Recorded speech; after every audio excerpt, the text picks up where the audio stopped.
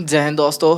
कैसे हैं आप दोस्तों? आशा करता हूँ आप सब बहुत ही मस्त होंगे, स्वस्थ होंगे। ठीक है, तो चलिए आज हम लोग लेकर आ चुके हैं आप लोग के लिए आर्टिकल संख्या 28, 29 और 30, यानी अनुच्छेद संख्या 20, अनुच्छेद संख्या 28, 29 और 32। टोटल 3 अनुच्छेद आज हम लोग देखेंगे, और जिससे क्या होगा, जो हमारा मौलिक अधिकार है वो मौलिक अधिकार चैप्टर पूरी तरह से आज खत्म हो जाएगा दोस्तों। ठीक है, तो चलिए बिना किसी देरी के स्टार्ट करते हैं आर्टिकल संख्या 28 के बारे में। ठीक है, यानी हम लोग बात करेंगे दोस्तों अनुच्छेद संख्या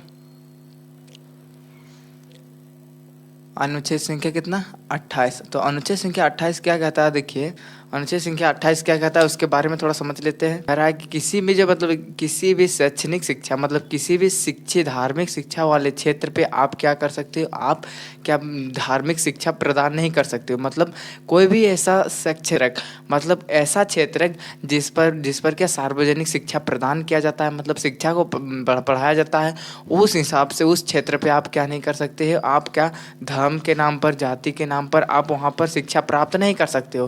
कहने के आज क्या हुआ, सिंपल वर्ड में समझे कि धर्म धर्म जाति धर्म जाति के नाम पर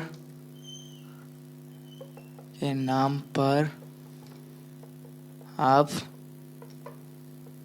शिक्षा प्राप्त नहीं कर सकते हो दोस्तों। ठीक है, ये कहाँ कहा गया है, ये अनुच्छेद संख्या 28 में कहता है कि शिक्षा प्राप्त नहीं कर सकते हो। ठीक है, यानी आप क्या, अगर आप जाति के नाम पे शिक्षा प्राप्त करोगे तो भी नहीं कर सकते हो ना, अगर आपको जाति के नाम हो गया, धर्म के नाम पे अगर शिक्षा प्राप्त करना है तो भी नहीं होगा। मतलब शिक्षा प्राप्त करने के लिए आर्टिकल संख्या 28 क्या कहता है, अनुच्छेद संख्या 28 क्या कहता है कि आपको शिक्षा प्राप्त करने के लिए ना तो जाति का इस्तेमाल करना पड़ेगा, ना ही धर्म का इस्तेमाल करना पड़ेगा। ठीक है, मतलब आप किसी भी जाति से हो, कोई मैटर नहीं करता है, किसी भी धर्म से हो कोई मतलब नहीं है, बस आप पढ़िए आकर के एकदम बिंदास, मतलब आप कोई भी धर्म से हो आप शिक्षा ग्रहण कर सकते हो। यह भारत के हर एक नागरिक को ये अधिकार दिया गया है कि आर्टिकल अनुच्छेद संख्या 28 के तहत कि हम क्या कर सकते हैं, किसी भी शैक्षणिक क्षेत्र में हम लोग क्या कर सकते हैं, फ्री शिक्षा प्राप्त कर सकते हैं। उसके लिए हमारा कोई भी धर्म मायने नहीं रखता है, हमारा जाति मायने नहीं रखता है, और हमारा क्या बोलते हैं, धर्म जाति मायने नहीं रखता है दोस्तों। ठीक है, ये हमारा किसने कहा था, आर्टिकल संख्या 28 कहता है दोस्तों। ठीक है, और इसमें आर्टिकल संख्या 28 क्या कहता है उसके बारे में थोड़ा देख लेते हैं। आर्टिकल संख्या 28 क्या कहता है इसमें कि अगर आप, हाँ एक इसमें एक्सेप्शन है, मतलब एक अपवाद है कि आप प्राइवेट कॉलेज हो गया, प्राइवेट स्कूल हो गया, उस पर आप अपना धार्मिक शिक्षा प्राप्त कर सकते हो। हालांकि जैसे अगर मान के चलिए कोई एक सरकार है, नहीं एक प्राइवेट कॉलेज खोल लिया, उसने वो व्यक्ति क्या कर रहा है कि उसमें सिर्फ उसी धर्म के लोगों को शिक्षा दे रहा है, तो वो ऐसा कर सकता है। लेकिन जो क्षेत्र सरकार द्वारा मान्यता प्राप्त होगा, उसको राष्ट्र देखभाल करेगा, उसका जो जितना सारा पैसा खर्च करेगी राष्ट्र करेगी, तो आप उस क्षेत्र पे आप जो है धर्म के नाम पर, जाति के नाम पर आप क्या नहीं कर सकते हो, शिक्षा प्राप्त नहीं कर सकते हो। तो अनुच्छेद संख्या 28 क्या कहता है कि आप कभी भी जाति के नाम पर, धर्म के नाम पर शिक्षा प्राप्त नहीं कर सकते हो। साथ ही साथ आप इसमें कर सकते हो कि अगर कोई प्राइवेट कॉलेज में जाकर के कोई निजी व्यक्ति के द्वारा खोला गया जो कॉलेज हो गया, स्कूल हो गया, तो आप उसमें शिक्षा प्राप्त कर सकते हो। लेकिन जो क्षेत्र सरकार द्वारा मान्यता है, जो क्षेत्र को सरकार द्वारा संभाला जाता है, जिस क्षेत्र में सरकार उस क्षेत्र पर निवेश करती है, उस पर पैसा खर्च करती है, तो वैसे क्षेत्र पे क्या नहीं कर सकते हो आप उस पर धर्म के नाम पर, जाति के नाम पर आप शिक्षा प्राप्त नहीं कर सकते हो। ये कौन कहता है, ये अनुच्छेद संख्या 28 हम लोगों को बताता है दोस्तों। ठीक है, तो आई होप आपको अनुच्छेद संख्या 28 आपको क्लियर हो गया। तो चलिए अब हम बात करते हैं आर्टिकल संख्या 29। किसके बारे में बात करेंगे, सेम टू यू लिख देते हैं, अनुच्छेद संख्या 29 के बारे में बात करते हैं। देखिए अनुच्छेद संख्या 29 में क्या कहता है, भाई भारत में कभी भी आप लिंग के नाम पर, जाति के नाम पर आप अपना भाषा का संरक्षण कर सकते हो दोस्तों। ठीक है, यानी अनुच्छेद संख्या 29 क्या कहता है कि आप, आपका जो भी भाषा है, आप उस भाषा को, आप अपना भाषा को आप पालन कर सकते हो, या फिर आप किसी भी लिंग हो गया, किसी भी भाषा हो गया, तो आप उसको क्या कर सकते हो, अब उसको अपनी आप पालन कर सकते हो दोस्तों, चाहे वो भाषा हो गया, चाहे वो लिपि हो गया। तो अनुच्छेद संख्या 29 क्या कहता है कि आप अपना भाषा, लिपि का संरक्षण कर सकते हो। ठीक है, ये आर्टिकल संख्या कितना कहता है, अनुच्छेद संख्या 29 क्या कहता है कि आप अपना जो भी भाषा है दोस्तों, जो भी आपका लिपि है, आप उस लिपि का भाषा आप बोल सकते हो, पालन कर सकते हो, इसमें कोई मना नहीं है दोस्तों। यानी भारत के आप किसी भी राज्य में रहो, किसी भी क्षेत्र में रहो, आप अपना भाषा जो है आपको जो पसंद आता है आप वो बोलिए। हालांकि दूसरा व्यक्ति को समझ में भी आना चाहिए, अगर नहीं आता है तो आपको तो कम जरूरी है बोलना पड़ेगा। दूसरा मान के चलिए किसी तमिल क्षेत्र में चले गए, कोई व्यक्ति तब मलयालम बोल रहा है और आपको पूरा हिंदी बोलते रहे, हिंदी हो गया, कुड़माली बोल रहे हैं, उसको थोड़े समझ में आएगा। तो आपको ऐसा, आपको मना नहीं है कि आप अपना भाषा मत बोलिए, लेकिन वैसा हिसाब से कीजिए जो दूसरे व्यक्ति को भी समझ में आए। यानी बोलने का क्या फ़ायदा, अगर उसको समझ में ही नहीं आएगा तो आप बोल के क्या फ़ायदा, ठीक है। तो ये कहता है, यानी अनुच्छेद संख्या 29 क्या कहता है कि आप क्या कर सकते हैं, अपनी लिपि, अपना भाषा को भारत में हर एक क्षेत्र में आप पालन कर सकते हो, उसका यूज कर सकते हो, या फिर आप वहाँ के संरक्षण भी कर सकते हो दोस्तों, ठीक है। तो ये आर्टिकल संख्या 29 कहता है। और आर्टिकल संख्या 29 और क्या कर, शैक्षिक संस्थान है, मतलब जितने सारे शैक्षणिक संस्थान हैं। तो दोस्तों हम लोग बात कर रहे हैं आर्टिकल संख्या 29, अनुच्छेद संख्या 29। तो अनुच्छेद संख्या 29 में और क्या है कि आप किसी भी शैक्षणिक क्षेत्र में, मतलब आप किसी भी, मतलब जैसे शिक्षा वाले क्षेत्र में, वहाँ जहाँ पर शिक्षा जहाँ शिक्षा दिया जाता है उस क्षेत्र पे आप क्या नहीं कर सकते हो, आप भाषा के नाम पर, जाति के नाम पर, धर्म के नाम पर आप शिक्षा प्राप्त नहीं कर सकते हो। कहने का अर्थ कि अगर आप जिस क्षेत्र में हैं, ठीक है, अगर मान के चलिए कोई भी शैक्षणिक क्षेत्र के, शैक्षणिक मतलब जहाँ पर शिक्षा की देन होती है, मतलब जहाँ पर शिक्षा प्राप्त होता है, उस क्षेत्र पे आप अपनी भाषा का यूज नहीं, मतलब आप अपनी भाषा से शिक्षा प्राप्त नहीं कर सकते हो, अपना धर्म के नाम पर शिक्षा प्राप्त नहीं कर सकते हो। तो ये अनुच्छेद संख्या कितना कहता है, 29 कहता है कि 29 क्या कहता है कि आप अपनी भाषा और संस्कृति का पालन तो कर सकते हो, यूज कर सकते हो, साथ ही साथ आप याद रखिएगा वैसे शैक्षणिक क्षेत्र, मतलब जहाँ पर शिक्षा दिया जाता है वैसे क्षेत्र में आप अपना भाषा का यूज नहीं कर सकते हो, मतलब भाषा से, अपना मनपसंद भाषा से आप प्राप्त नहीं कर सकते हो शिक्षा, मतलब जो वहाँ पर जो कंपलसरी है उसी का इस्तेमाल करके आपको करना होता है, या आप किसी भी धर्म के नाम पर आप शिक्षा प्राप्त नहीं कर सकते हो। यानी ये अनुच्छेद संख्या 29 के तहत वर्णन है, यानी इतना तरह से शिक्षा आप प्राप्त नहीं कर सकते दोस्तों, नहीं कर सकते हो, ठीक है।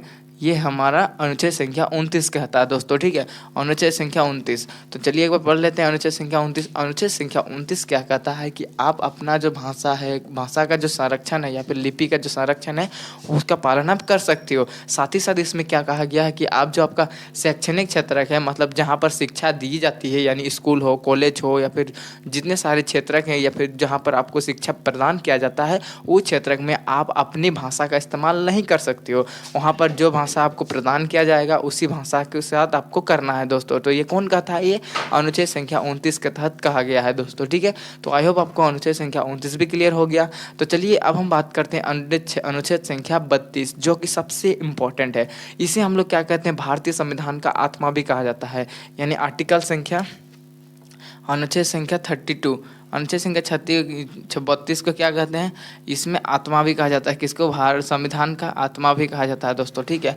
देखिए एक तरह से कह सकते हैं, मान के चलिए ये जो बाकी हमने जितना मौलिक अधिकार में जितने सारे अनुच्छेद देखे, तो उस अनुच्छेद का अगर हम लोगों के खिलाफ शोषण होता है, मान के चलिए उस अनुच्छेद का हम लोग कोई दूसरा व्यक्ति पालन नहीं करता है, तो हम लोग किसको बोलेंगे, किसके तहत बोलेंगे। तो वो कौन हमें स्वतंत्रता देता है कि हम जाकर के सब पुलिस को बोलें या फिर कोर्ट में जाके अपील करें, हाई कोर्ट में जाके अपील करें, ये कौन हमें अधिकार देता है। तो ये अधिकार देता है दोस्तों आर्टिकल संख्या 32, यानी अनुच्छेद संख्या 32 को हम लोग कह सकते हैं मास्टर कह सकते हैं। जैसे आप समझिए एग्जाम्पल के माध्यम से, देखिए जब किसी स्कूल में दो बच्चों के बीच में आपस में लड़ाई हो जाता है, ठीक है, और एक बच्चा थोड़ा कमज़ोर हो जाता है, तो वो क्या बोलता है, रुको हम तेरा कंप्लेंट सर के साथ करते हैं। तो वो उसी है वही क्या है, सर क्या है, हमारा अनुच्छेद 32 है। यानी सर उन दोनों के बीच फैसला लेता है, दोनों के बीच सुलटाता है कि बाबू ऐसा मत करो, लड़ाई झगड़ा अच्छा नहीं है। वो कौन करता है, वो मास्टर करता है। अगर क्या हुआ, दोनों के बीच लड़ाई हुआ तब, तो उसी प्रकार जो हमारा अनुच्छेदों के बीच, अगर दो अनुच्छेदों के बीच लड़ाई हो जाता है तो हम लोग कहाँ जाते हैं, हम लोग जाएंगे सीधे हाई कोर्ट हो, सुप्रीम कोर्ट हो, जाकर वहाँ सीधे अपील करेंगे, और उससे हम लोग का जो कानून बन के आएगा, हम लोग के खिलाफ न्याय होगा दोस्तों, वो इसी में वर्णन कहा गया है। तो यानी अनुच्छेद अनुच्छेद संख्या 32 क्या कहता है दोस्तों कि आप जो अपना जो औपचारिक संवैधानिक उपचार का अधिकार, मतलब जितने सारे आपका मौलिक अधिकार है उस अधिकारों के आपको उपचार किया जाएगा। मतलब जो अधिकारों का आपका उल्लंघन होगा, मतलब जो अधिकारों के साथ आपका शोषण किया जाएगा दोस्तों, उसका पालन करेगा, मतलब उसको बीच में देखभाल करेगा, उसके बीच कानून बनाया जाएगा, वो अनुच्छेद 32 के तहत। ठीक है। और अनुच्छेद 32 क्या करता है? अनुच्छेद 32 226 आर्टिकल संख्या अनुच्छेद संख्या 226 के तहत क्या कर सकता है?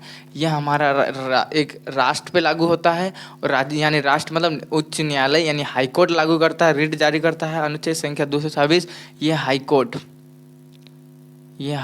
क्या करता है? रिट जारी करता है। और ये जो 32 है ये सुप्रीम कोर्ट जारी करता है। और ये हाई कोर्ट कहाँ होता है? हर एक राष्ट्र स्टेट में होता है, और सुप्रीम कोर्ट ये पूरे भारत के एक है।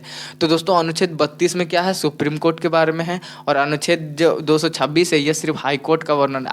इसके नेक्स्ट वीडियो में हम लोग देखेंगे आखिर 226 अनुच्छेद में क्या है, और इसमें अनुच्छेद 32 में दोनों के बीच आखिर हम लोग किस तरह से अधिकार दिया जाता है, ये हम लोग पिछले वीडियो में पढ़ेंगे दोस्तों। ठीक है।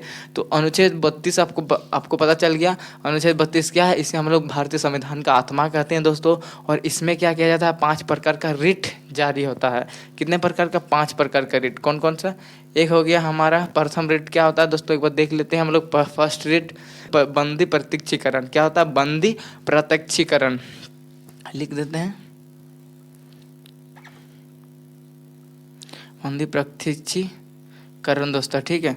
दूसरा नंबर होता है बंदी प्रत्यक्षीकरण। फिर हो गया हमारा पुनर्रोपण हो गया। दूसरा क्या हो जाएगा हमारा? दूसरा परमादेश। तीसरा प्रतिशोध। दूसरा क्या हो जाएगा? परमादेश। तीसरा क्या हो जाएगा?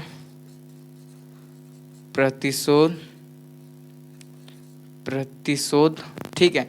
और चौथा हो जाएगा हमारा, जो चौथा हो जाएगा वो क्या? उत्प्रेषण। यानी चौथा क्या हो जाएगा हमारा? उत्प्रेषण। चौथा क्या हो जाएगा? उत्प्रेषण। चौथा क्या हो जाएगा? उत्प्रेषण। और जो हमारा लास्ट ये 5 प्रकार का रिट जारी करता है, जिसमें लास्ट है हमारा क्या हो जाएगा? अधिकार परीक्षा। जो हमारा लास्ट है दोस्तों वो क्या हो जाएगा? अधिकार परीक्षा। जो हमारा लास्ट है वो है अधिकार परीक्षा। तो अनुच्छेद 32 के तहत कितना प्रकार का रिट जारी रहता है? यानी अनुच्छेद 32 के तहत टोटल 5 प्रकार का रिट जारी करता है। कौन कौन से रिट होते हैं? पहला रिट होता है दोस्तों बंदी प्रत्यक्षीकरण। दूसरा होता है परमादेश। तीसरा होता है प्रतिशोध। चौथा होता है उत्प्रेषण। और जो हमारा लास्ट होता है वो अधिकार परीक्षा। तो आर्टिकल 32 किसको हम लोग क्या कहते हैं? आर्टिकल जो अनुच्छेद 32 है उसको हमारा संविधान का आत्मा कहा जाता है।